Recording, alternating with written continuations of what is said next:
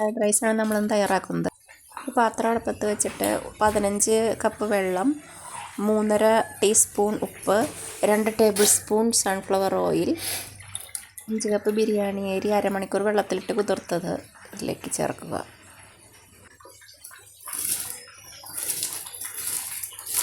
ഒരു 3/4 വേവായി കഴിയുമ്പോൾ അത് സ്ട്രെയിൻ ചെയ്തെടുക്കുക.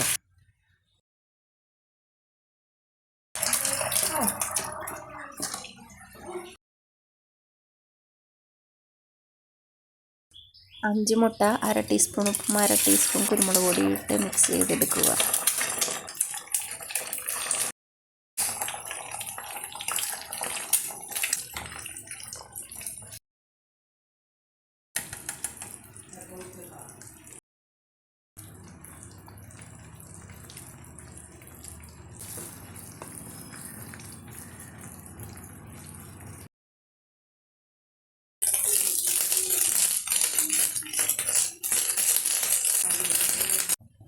ടേബിൾ സ്പൂൺ വെളിച്ചെണ്ണ, 1 ടീസ്പൂൺ വെളുത്തുള്ളി, 1 ടേബിൾ സ്പൂൺ സ്പ്രിംഗ് ഒനിയൻ്റെ വൈറ്റ് പോർഷൻ, ക്യാപ്സിക്കം 1/4 കപ്പ്,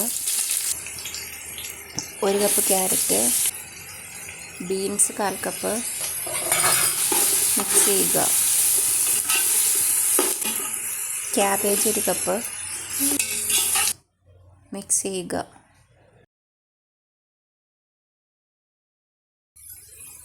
ഇനി വേവിച്ച് വെച്ചിരിക്കുന്ന അരി ഇതിലേക്ക് ചേർക്കുക. ഇനി വറുത്ത് വെച്ചിരിക്കുന്ന മുട്ടയും ഉപ്പിട്ട് വേവിച്ച് വെച്ചിരിക്കുന്ന ചിക്കനും ചേർക്കുക.